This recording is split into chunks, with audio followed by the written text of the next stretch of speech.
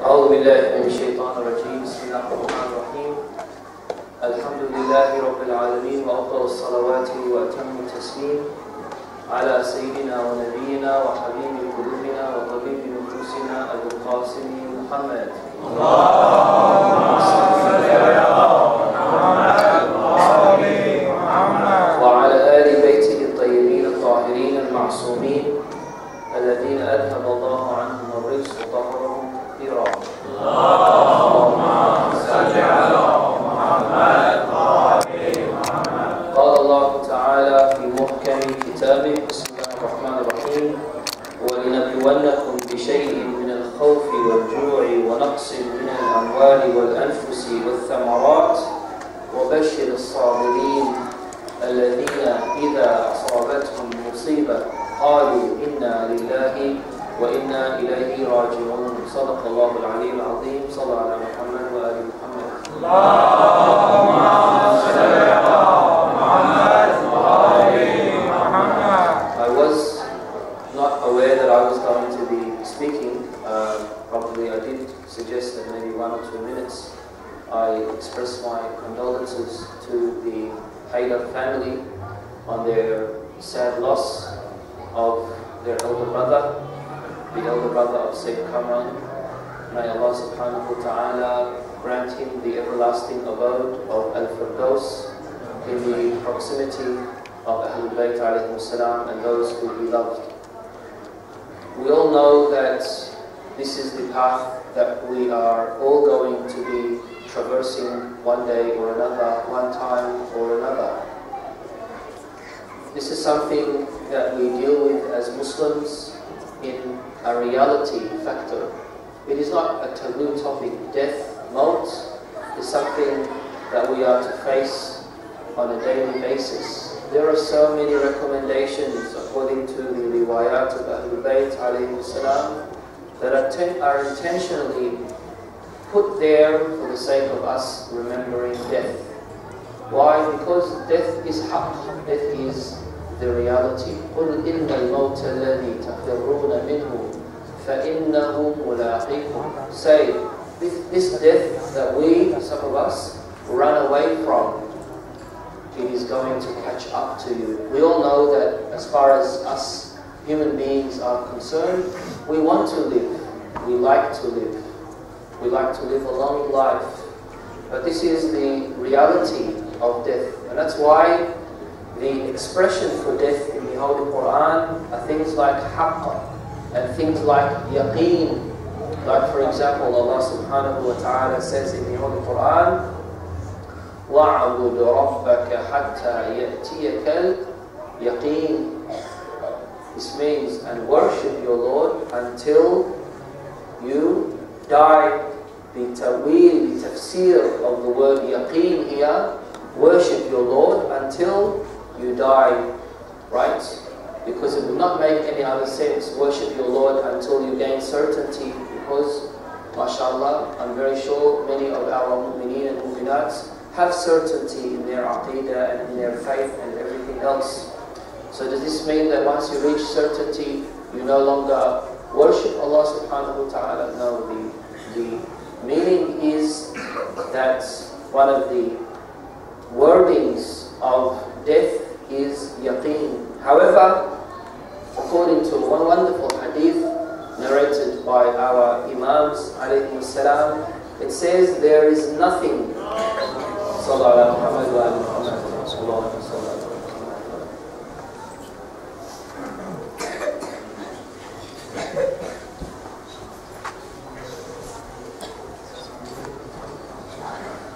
There is nothing that we deal with in this life that is more yaqeen, but we deal with shak. The way we deal with death is in a dubious way. We're very skeptical with death. So there is nothing that has more yaqeen like death, but we deal with it in a lot of doubts. And there is nothing that is more doubtful, but we deal with it with yaqeen like life. So death, which is one of the certainties that we will all be facing, we are very skeptical about. We assume that we are never going to be dying. Whereas with dunya, which is skeptical in all of its existence, there are a lot of doubts, and everything that we see in this material life doesn't have its true surface value, but we are dealing with it with so much yaqeen and certainty, especially due to the fact that some of us could be inclined more to the dunyawi life, which is why it is very difficult for us to comprehend the very fact that one day or another we are going to be departing this soul. But the only thing that will be assisting us on Judgment Day is what we have offered to Allah subhanahu wa ta'ala, what we have given in service to Him, how we have promoted the true message of Islam, how we have attached ourselves to the true teachings of Madhab Ahlul Bayt alayhi salam, how we have been compassionate with our friends and our neighbours and our family members. This is the legacy that we all need to leave behind us, which is why whenever we find out that there is someone noble, someone righteous who has passed away, there's a lot of influx of people that remember this person, remember them with good, remember them with amal khair, and continue on in that. And this is the legacy that we all need to look for. One important thing that I always make sure that I remind my dear brothers and sisters is this legacy needs to carry on in further generations, where we know that once we depart this world, there is something that will continue on with what it is that will assist us on Judgment Day. Not only are we commemorating the sad passing away of Sayyid Kamran Haidar's brother, but of course a most important event which is in a few days is the sad shahada of Imam Ja'far Sadiq alayhi salam.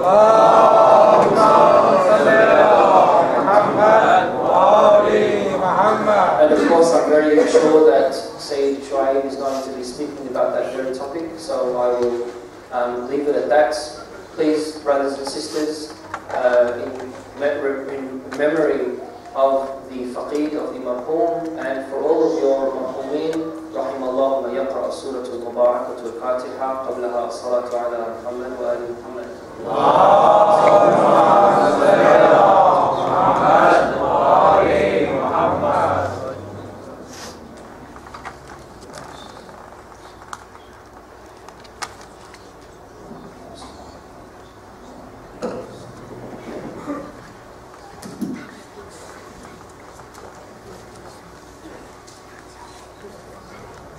محمد وآل محمد سلام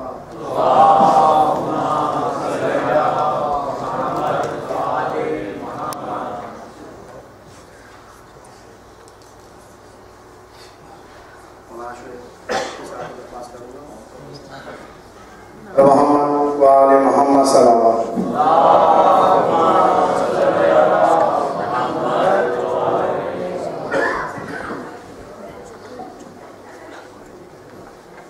ایک مرتبہ سب مل جل بھرپور سلام پڑھی.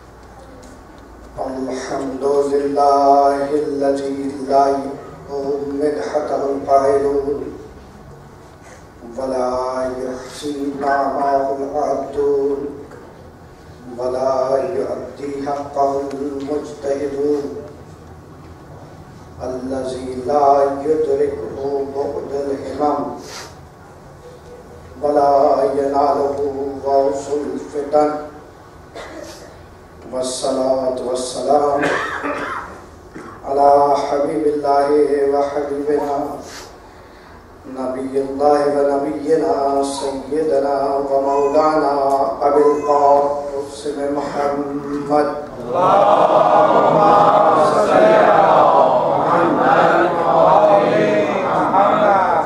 والصلاة والسلام على آل بيته الطيبين الطاهرين المعصومين المظلومين المنتجبين المنتخبين المنيبين الهادين المهديين ولا سيما بقية الله في الأرضين.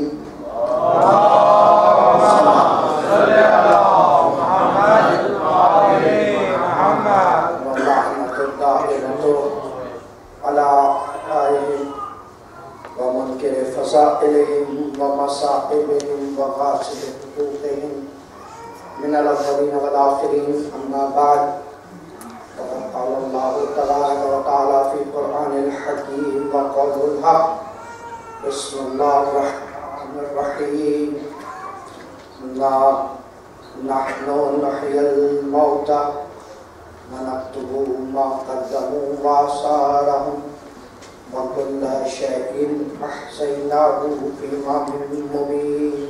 درود پڑھیں.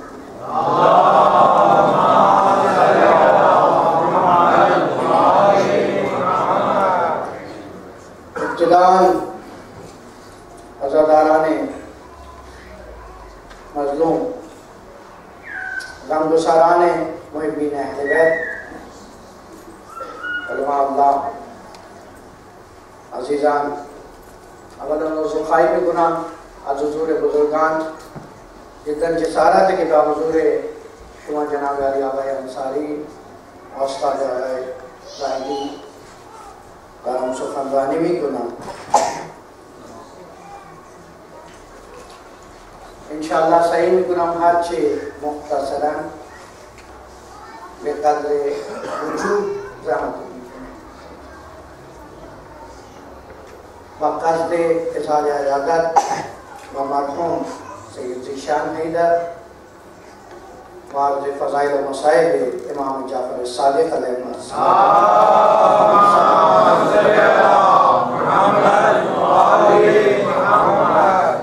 ابتداءً جملہ شہداء اسلام کو شامل رکھتے ہوئے مرحوم سید ذیشان حیدر آپ دی والدین آپ دی صاحب کے لیے ایک مرتبہ سورہ مبارک فاتحہ قبل الصلوات.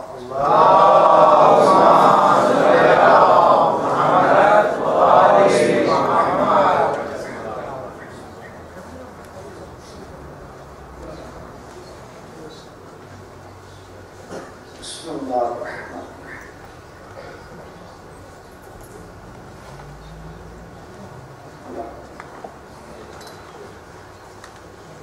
ہمارے لئے درود پڑھنا.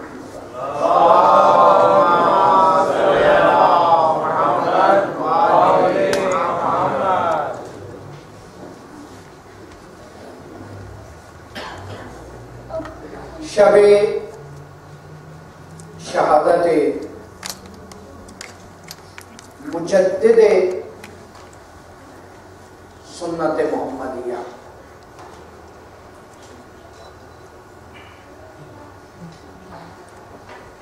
فاؤنڈر آف جعفریہ یونیورسٹی جسے کہا فاؤنڈر آف فقہ جعفری، وہ امام کہ جس نے احادیث معصومین کو وسیلہ بنایا حقائق قرآن کو لوگوں تک پہنچانے.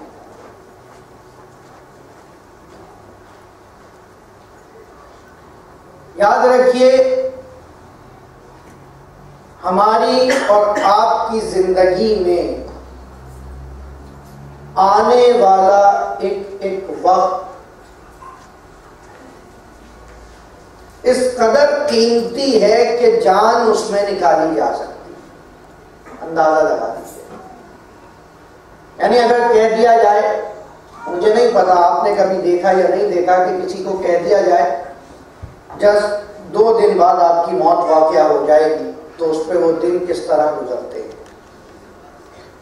مجھے اتفاق ہوا، ڈاکٹر جواب دے کے چلے گئے کہ there is no more hope، اب یہ زندہ نہیں رہے گا. اس وقت جو خلوص کے ساتھ عبادت شروع ہوئی،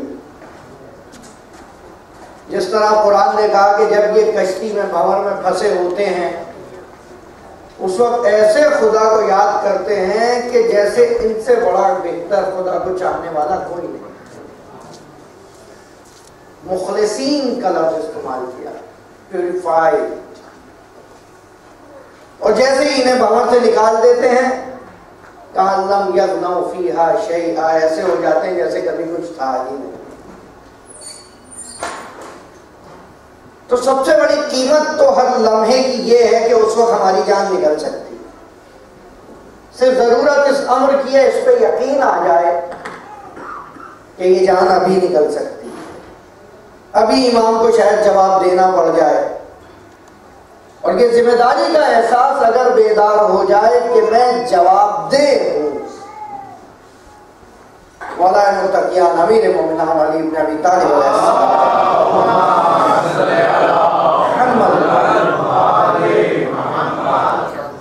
مولا نے پوچھا دنیا کے بارے میں کیا کہتے ہیں آپ؟ امام کہتے ہیں فی حلال ہی حساب، حرام نہیں حساب.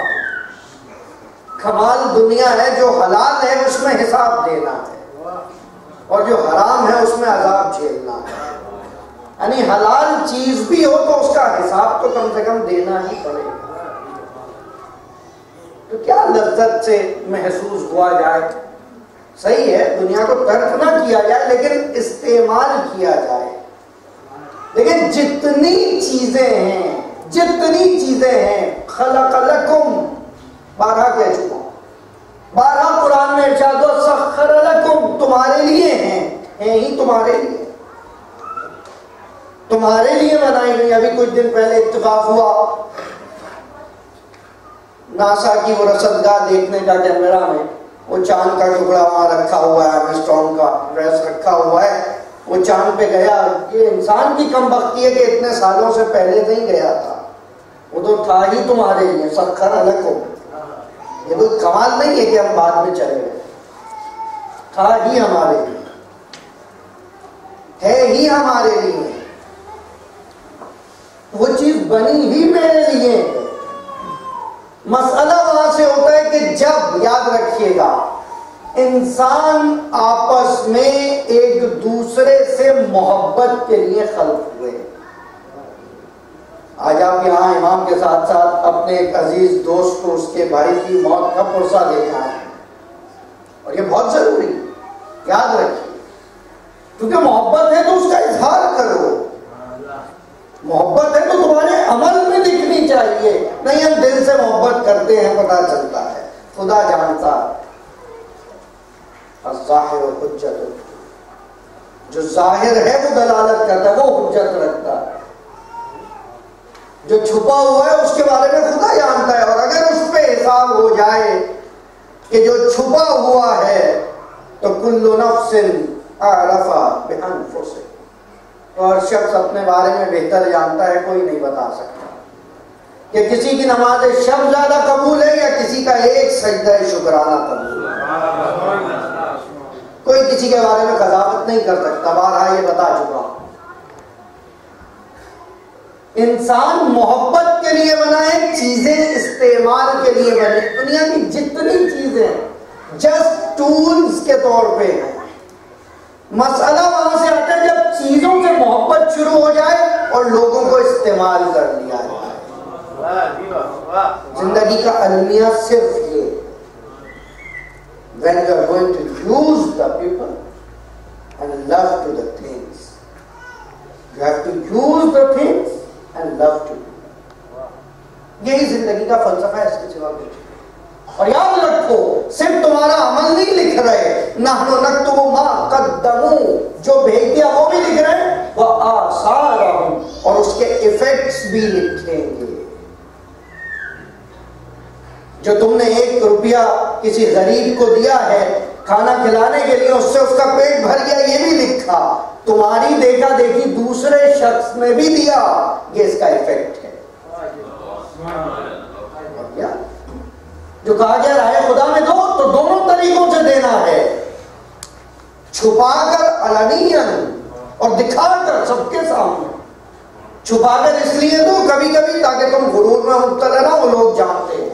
اور دکھا کر اس لیے دو کہ تم سے بڑا سمجھے کہ جب یہ دے سکتا ہے تو میں کیوں نہیں دے سکتا. قرآن کا قانون ہے. سورہ یاسین آیت کا نشان 12. صرف تمہارے اعمال نہیں لکھے جائیں گے، ان کے ایفیکٹس بھی لکھے جائیں گے، اور بلکہ میں تو کہتا ہوں ان کے سائیڈ ایفیکٹس بھی لکھے جائیں گے. درود پڑھے محمد علیہ.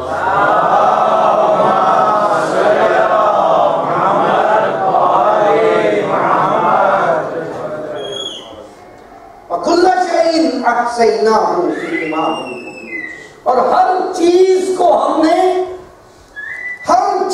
ہم نے شامل کر دیا ہے، محدود کر دیا ہے، اسولیٹ کر دیا ہے، فکس کر دیا ہے، فریم کر دیا ہے، صرف اور صرف واضح اور روشن امام کے اندر. یعنی اب ہر چیز کے اندر کیا کیا آتا ہے؟ علم ہے، عزت ہے، صحت ہے، دولت ہے، شہرت ہے، دنیا ہے، آخرت ہے. یعنی جو کچھ چاہیے وہ تمہیں امام دے سکتا. ایک چھوٹی سی مثال دوں آج کل کے لیے، خصوصاً اپنے نوجوانوں کے لیے، اسپیشلی فار یو. یاد رکھیں جو علم سیکھنا ہے سیکھیں، جو علم سیکھنا ہے سیکھیں. میڈیکل سیکھنا ہے میڈیکل سیکھیں، انجینئرنگ سیکھنا ہے انجینئرنگ سیکھیں.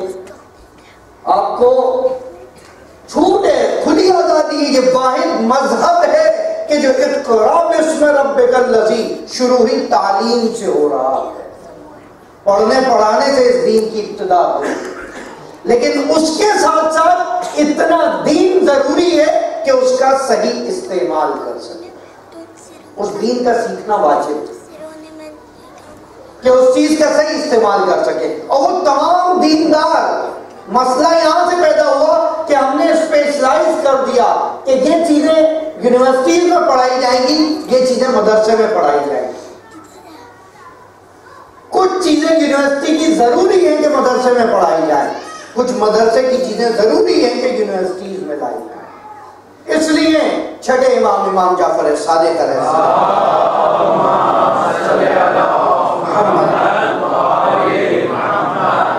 بہت بہترین دور میرے امام کو ملا. واحد امام جو 11 اماموں میں اتنی طولانی زندگی گزار پائے. 65 ایئرس صرف چھٹے امام کی اسپیشلی. کم سے کم جو عمر بیان ہوئی 65 ایئرس. اور کیونکہ پولیٹیکلی حالات اتنے خراب ہو رہے تھے کہ بنی امیہ کا دور اختتام پہ آ گیا تھا. بنی امیہ کے عجیب و غریب حکماء اس وقت آئے. عبد الملک تھا، ولید تھا، مروان الحمار تھا، یزید الناقص تھا. اور ان سب کے بعد یہ آپس میں لڑتے رہے، امام اپنا کام کرتے رہے. خدا را پوری قوم کی اصلاح کی ذمہ داری نہ لیں. آپ پوری سوسائٹی کو صاف نہیں کر سکتے، آپ اپنے آپ کو صاف کر لیں. میں اپنے آپ کو صاف کرتا ہوں، آپ اپنے آپ کو. جب ہم سب صاف ہو جائیں گے، سوسائٹی کیا ہے؟ ہمارے سیٹ آف پیپلز کا نام سوسائٹی ہے. Nothing else. جب ہم سب اپنی اصلاح کر لیں گے، خود بخود معاشرے کی اصلاح ہو جائے گی. لیکن کیونکہ ابتدا یہ ہے، ہم سب اپنے آپ کو پیغمبر وقت سمجھ رہے ہیں کہ نہیں، حالات اتنے خراب ہیں، ماحول خراب ہے، اس لیے نہیں ہو پا رہا. حضور ماحول کسی وقت میں صحیح نہیں تھا. ہر وقت میں برائی کی نوعیت بدل گئی ہے. اب برائی موبائل میں آ گئی ہے، پہلے کیسٹس میں ہوتی تھی. اب ضرورت نہیں ہے. چھوٹا سا آئی پیڈ آئی فون لے کے گھوم رہے ہیں، دنیا بھر کی برائی اس میں لے کے گھوم سکتے ہیں، دنیا بھر کی اچھائی لے کے گھوم سکتے ہیں. ہزاروں دعائیں ہیں، ہزاروں کتابیں ہیں، قرآن ہے، قرات ہے. ضروری نہیں ہے ہر وقت وہ سنا جائے. اس کے اندر اچھی کوٹیشنز بھی ہیں، وہ سنی جا سکتی ہیں. ہسٹوریکل بکس بھی ہیں، وہ دیکھی جا سکتی ہیں. ایجوکیشنل میٹر ہے، وہ دیکھا جا سکتا ہے. پڑھائی کا شوق ہے نا آپ کو. لیکن حضور طلب کیا. ہماری ڈیمانڈ کسٹرڈ ہو گئی ہے ہر چیز میں, مکسچر چاہیے. دین میں بھی ہمیں مکسچر اچھا لگتا ہے, تھوڑا سا دین ہو, تھوڑا سا بیک اپ پلے گراؤنڈ, تھوڑا بیک گراؤنڈ میوزک کے ساتھ. نہیں, یہ سب نہیں ہو سکتا. حلال و حرام کا مغلوبہ دین بن کے آپ تک نہیں پہنچ سکتا. یاد ہو, اس صورت میں وہ حلال بھی گیا اور یہ حرام کا مزہ بھی گیا. عذاب باقی رہ گیا, مزہ چلا جائے. چھٹے امام کا سب سے بڑا امتیاز یہ ہے, اسپیشلٹی یہ ہے کہ جو آ رہا ہے اس کو پوچھا جا رہا ہے کیا سیکھنا ہے تمہیں, علم نجوم سیکھنا ہے, ہم تمہیں نجوم بتائیں گے, ہم تمہیں نجوم بتائیں گے. ہم آسمان کے راستے زمین سے بہتر جانتے ہیں. تمہیں یہ پتا ہے ستارہ سریا کون سا ہے, ہم یہ بتاتے ہیں وہ کب حرکت کرتا. تمہیں علم طب سیکھنا ہے, اب ہم تمہیں علم طب سکھاتے ہیں, ہم تمہیں میڈیکل سکھاتے ہیں. تم کیا کرتے ہو, کہ میں ٹوٹے ہوئے ہاتھوں کو جوڑ دیتا ہوں. کہا تمہیں یہ پتا ہے ہڈیاں ہاتھ میں کتنی ہیں؟ کہا نہیں, یہ تو نہیں پتا. کہا 35 بونز ہیں اس ہتھیلی کے اندر. اور امام نے ایک ایک کا نام بتانا شروع کیا کہ اس ہڈی کو یہ کہتے ہیں, جوائنٹ کو یہ کہتے ہیں, جوائنٹ کو یہ کہتے ہیں. یہاں ایک نرو ایسی ہے جس سے یہ 2 انگلیاں چلتی ہیں, ایک نرو ایسی ہے جس سے سارے جوڑ بیکار ہو جاتے ہیں. کہا مولا یہ تو مجھے نہیں پتا تھا. کہاں ہمیں پتا ہے. امام نے نہیں کہا کہ تم کیا ہو, تم شیعہ ہو, تم سنی ہو, تم ہندو ہو, عیسائی ہو, جی ہو, کس میں نہیں پتا. تم علم سیکھنا چاہتے ہو, آ جاؤ, ہم تمہیں سکھائیں. اور جب علم میں مان لیا کہ آپ سے بڑا عالم کوئی نہیں, تو پھر کہا ما علم لنا, ہمارے پاس کوئی علم ہی نہیں, الا ما علمنا من آبائنا, صرف ہم وہ جانتے ہیں جو ہمارے باپ دادا نے ہمیں سکھایا ہے. آپ کے باپ دادا کون تھے؟ میرے باپ محمد باقر تھے, ان کے باپ زین العابدین تھے, ان کے باپ حسین ابن علی تھے, ان کے بابا علی ابن ابی طالب تھے, اور ان کے سسر اور ان کے بھائی محمد مصطفیٰ رسول اللہ.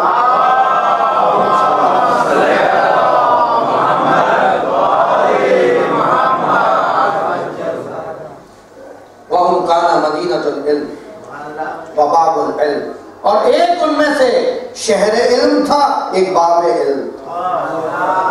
اچھا, اور ان کے بارے میں بتائیے. جب اور بتایا تو ہر ایک کہنے لگا لا الہ الا اللہ محمد رسول اللہ. بڑا فرق ہے, وہ لاجیکل شیعہ ہیں, ہم بایولوجیکل شیعہ ہیں. It's a big difference between biological Muslim and logical Muslim. وہ سب لاجیکل تھے, اس لیے خود بھی پکے رہے, دوسروں کو بھی پکا کرتے چلے. اچھا, اس دور میں ایک کام یہ ہوا, عمر بن عبدالعزیز کے دور تک حدیثیں بند ہوئی ہوئی تھی. ایک دم کہا کہ حدیثیں لکھی جائیں 100 سال بعد, ایگزیکٹ 100 آفٹر ہجرت. کہا نہیں, حدیثیں لکھی جائیں. کہا ٹھیک ہے لکھی جائیں. اب جو لکھی گئی تو نئی نئی فیکٹریاں لگ گئی حدیثوں کی. انڈسٹریز آج کی تھوڑی, اس وقت میں بھی انڈسٹریز ہوتی تھی. ہر ایک اپنی اپنی اسٹیمپ لگا کے جو ہے اس کو بھیج رہا تھا. کوئی اسٹینڈرڈ نہیں تھا, صرف اسٹینڈرڈ قال رسول اللہ. اب جو بھی لکھتے چلے گئے.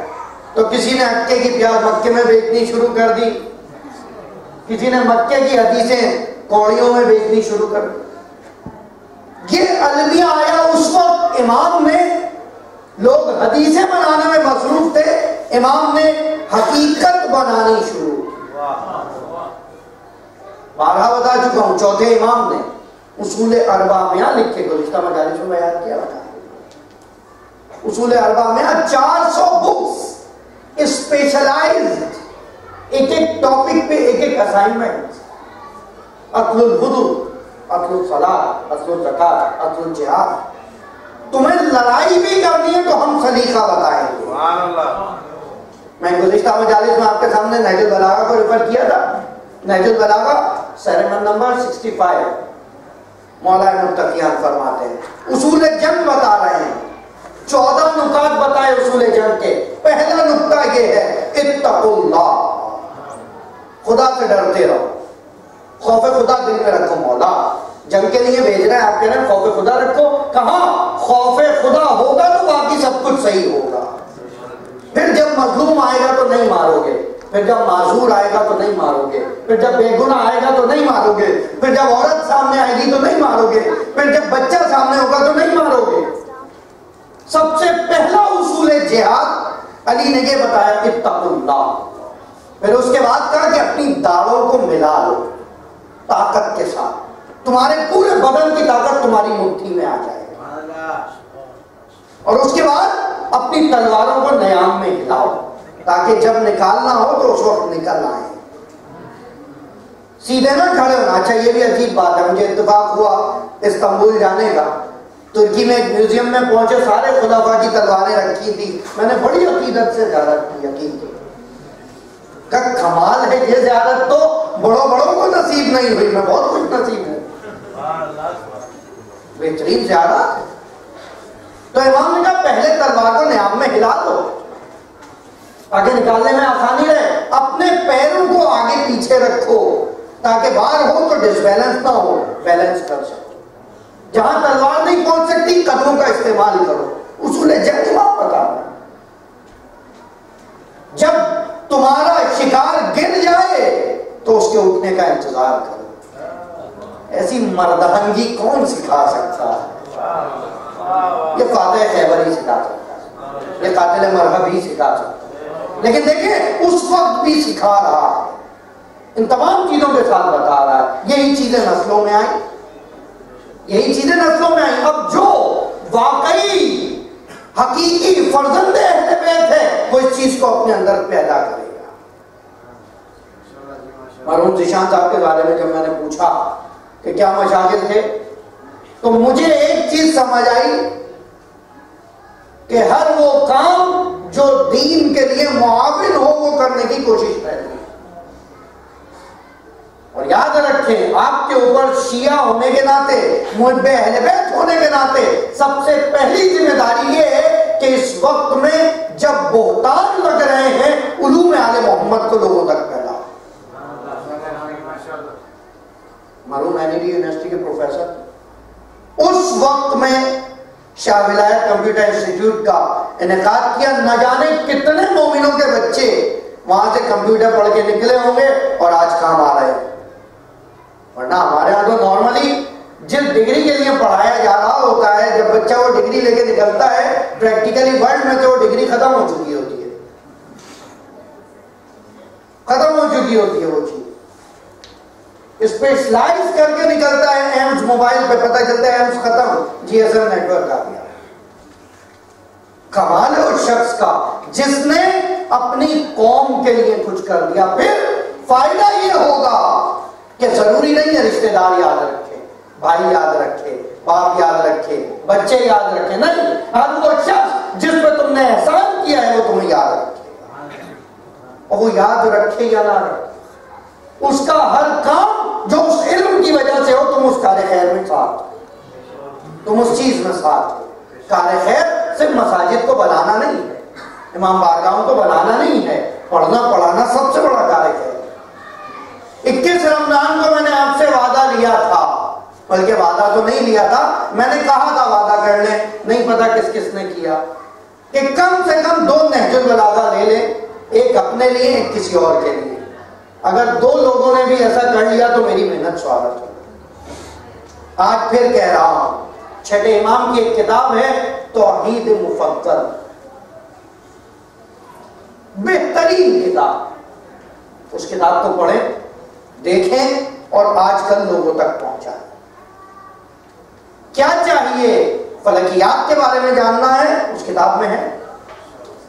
جانوروں کے بارے میں جاننا ہے, اس کتاب میں ہے. عجیب و غریب چیزیں, تمہیں پتا ہے چمکادر کیسے چلتی ہے,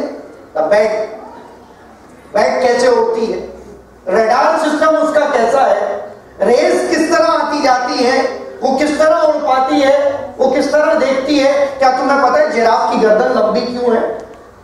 کیا پتا ہے اونٹ کے پیچھے کوہان کیوں ہے؟ کیا پتا ہے جانوروں کے پنجے مڑ کیوں جاتے ہیں, پروں کے اندر ہڈی کیوں نہیں ہوتی؟ یہ سارے سوال آپ کو معلوم ہے. مرد کی حالت ایسی کیوں ہے, عورت کی حالت ایسی کیوں ہے, مرد و عورت کو ایک دوسرے کے لیے قابل جذابیت کیوں بنایا, اس جذابیت کا، اٹریکشن کا صحیح استعمال کیسے ہوگا؟ اور یہاں تک کہ ایک مرتبہ شام نے 20 سال کے شام امام کے دور میں حاکم رہا، بار بار امام کو دربار میں بلا لیتا تھا سوالات کرنے میں. اس کا فائدہ یہ ہوا لوگ امام کو دیکھتے رہے. اور حقیقت تو یہ ہے جس کو خدا رکھے اسے کون جائے؟ دشمن کے دربار میں، دشمن کے سامنے جب بلایا بے عزتی کے لیے، امام کی عزت میں اضافہ ہو. یونان سے ایک آیا، اس نے آ کے سوالات کرنے شروع کیے. امام آئے، امام نے اس سے سوالات کیے، امام کے قدموں میں گر گیا. امام کے قدموں میں گر گیا کہ مولا میں فلسفے کی بات کر رہا تھا، آپ نے اسرار خلقت کی بات شروع کر.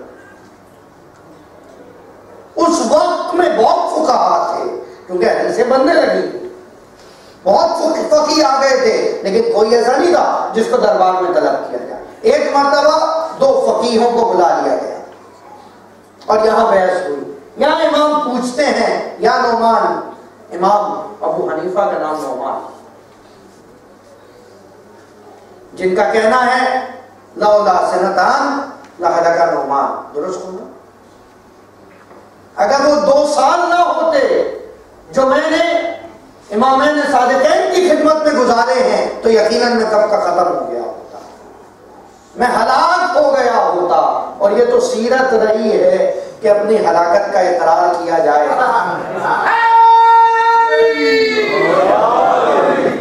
یعنی ان کی بقا بھی ان کی وجہ سے، ان کا وجود ان کی وجہ سے ہے. اور بہادر وہ ہوتا ہے جو دشمن کو زندہ رکھ کے زندہ رہے. دشمن کو مار کے زندہ کوئی بھی رہ لیتا ہے. وہ یہ اقرار کر دے مقابل کہ میں تیری وجہ سے زندہ ہوں، تیری زندگی میری وجہ سے، اس سے بڑی فتح اور کوئی نہیں. وہاں سوال کیا گیا کہ ہاں تم بتاؤ کہ یہ مسائل کیوں ہے؟ کہ واقعی ہمیں نہیں پتا، کہ ہم بتاتے. باہر کہا ایسے اختلافی مسائل بیان کرنا غلط نہیں. طبیب ہندی آیا، ایک ڈاکٹر آیا، طبیب آیا جو انڈیا سے تھا دربار شام میں. بچے آخری واقعہ اور ڈاکٹر مسائل.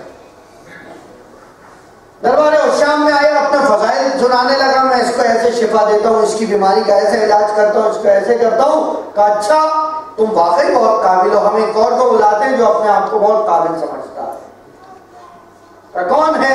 کہ جعفر ہے. جعفر کا مطلب ہے نہر. جنت کی ایک نہر ہے کہ جس کا نام جعفر ہے. اور حقیقت میں اس نہر علم سے جس نے اس دنیا میں فائدہ اٹھا لیا، یہ دنیا اس کے لیے جنت بن جائے. وہ اسی دنیا میں جنت دیکھے گا. امام کو بلایا گیا، طبیب نے اپنے کرامات بتانے شروع کیے. امام نے کہا اس میں کوئی کمال نہیں. میرے خیال میں 3 فارمولے ہیں طبابت کے، میڈیکل اسٹوڈنٹ خصوصاً سن لیجیے، اور مریض ہیں سب تو مریض بھی سن لیجیے، بہرحال اچھا ہے. امام نے کہا 3 چیزیں میرے خیال میں ہیں. ایک چیز یہ ہے کہ جب بھی کسی بیماری کا علاج کیا جاتا ہے اس کے اپوزٹ سے علاج کیا جاتا ہے. مثلاً سردی لگی ہے تو گرم چیزوں سے علاج ہوگا، گرمی لگی ہے تو ٹھنڈی چیزوں سے علاج ہوگا. اب دیکھیں امام فارمولیٹک گفتگو کرے گا تاکہ وہ فارمولہ زندگی بھر کام آتا ہے. کسی ایک مورد پہ بات نہیں کرے گا امام کہ اس وقت یہ ہو گیا، وہ تو کوئی بھی ڈاکٹر کر دیتا ہے. فرق یہی ہے، جس کو دنیا نے سکھایا ہو وہ ایک شخص کو صحیح کرتا ہے، جس کو خدا نے سکھایا ہو وہ عالم جہان کو صحیح کرتا ہے. فرق یہی ہے. یہاں امام نے فارمولہ دیا، کلیہ دیا کہ دیکھو ہر چیز کا علاج اس کی ضد سے ہوتا ہے، اس کے اپوزٹ سے ہوتا ہے. دوسرا فارمولہ یہ بتایا کہ تمام بیماریوں کی جڑ، دا بیسک ریزن، زیادہ تر بیماریوں کا یا تمام بیماریوں کا معدہ ہے، اسٹمک. کھانا پینا صحیح ہوگا، ہاضمہ صحیح ہوگا، کوئی بیماری نہیں ہوگی. سب سے پہلے اس کا علاج کریں. تیسری چیز امام نے عجیب بتائی کہ بہترین علاج پرہیز ہے. اس چیز کو چھوڑ دو، اس چیز کو چھوڑ دو، اس چیز کو چھوڑ دو۔ آج جو اچھا ڈاکٹر ہے وہ دوا کے ساتھ ساتھ پرہیز ضرور بتائے گا، ورنہ کہہ دیا ہے کھانسی ہو رہی ہے یہ دوا کھا لو، روز وہ دوا کھائیں، آئس کریم کے ساتھ، ٹھنڈے جوس کے ساتھ، برف کے ساتھ، کڑھائی کے ساتھ، ساری دوائیں ختم ہو جائیں گی، فارماسیوٹیکل کمپنیاں ختم ہو جائیں گی، کھانسی ختم نہیں ہوگی، کیونکہ پرہیز نہیں ہوگا۔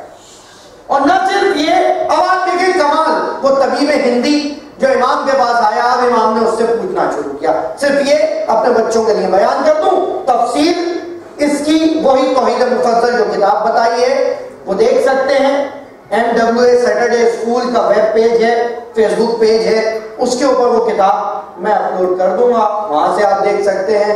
MWA کا اپنا فیس بک پیج ہے، اس پہ وہ کتاب ڈالی جا سکتی ہے، انگلش میں ہے، آسانی سے، آپ لوگ انگلش میں زیادہ سمجھتے ہیں نا، اس پہ بھی کسی دن بات کروں گا کہ کیا چیزیں اردو میں سمجھتے ہیں آپ اور کیا انگلش میں سمجھتے ہیں، اس وقت پتہ چلے گا کتنی انگلش آتی ہے اور کتنی اردو آتی ہے۔ آسانی سے وہ بک سمجھ سکتے ہیں، سمجھیں اور لوگوں کو دیں تاکہ یہ علم پھیلے۔ آپ کی بھی ذمہ داری ہے علم پھیلانا، خالی مولانا کو تو قبر میں نہیں جانا، خالی مولانا کو امام کو جواب تھوڑی دینا ہے، سر ایک کو جو موالی ہے وہ مولا کو جواب دے گا، اب وہ عام سننے والا ہو یا پڑھنے والا ہو، ضرور پڑھے گا۔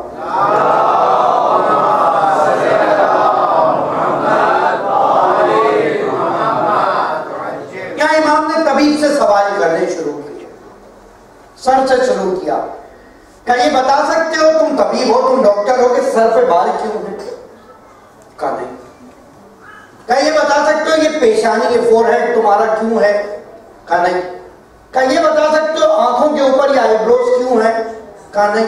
کیا یہ بتا سکتے ہو اس پیشانی میں رگیں کتنی ہیں، وینز کتنی ہیں؟ کہا نہیں۔ کیا یہ بتا سکتے ہو آنکھوں کی شکل جو ہے وہ بادامی شیپ کیوں ہے؟ کہا نہیں۔ کیا ان کی آئی لیشز کیوں ہیں، ان کے اوپر راز بتا سکتے ہو؟ کہا نہیں پتا۔ دو آنکھوں کے درمیان میں ناک کا فاصلہ کیوں ہے؟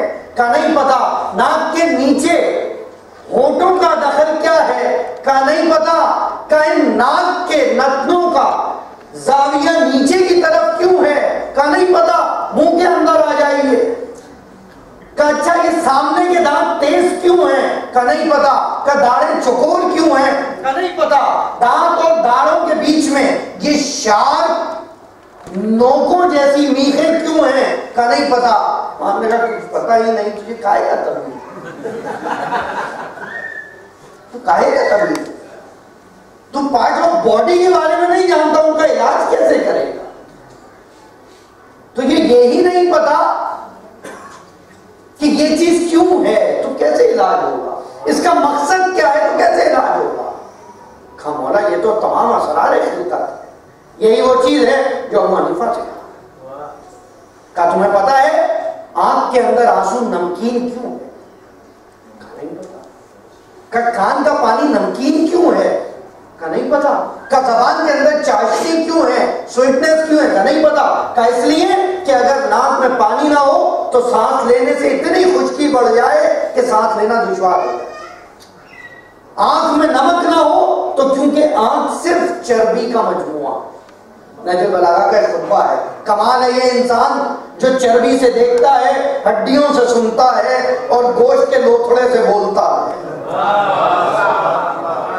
یہ چیزیں پڑھتے رہیں تو شاید معرفت اہل بیت باقی ہے، بتانے میں آسان ہے۔ یہی چیز چھٹے امام بھی کہہ رہے ہیں۔ اس کی وجہ یہ ہے کہ اگر کان میں نمکیات نہ ہو تو کیڑے اندر گھسنا شروع ہو جائے، زبان میں چاشنی نہ ہو تو ٹیسٹ آنا ختم ہو جائے، سر پہ بال نہ ہو تو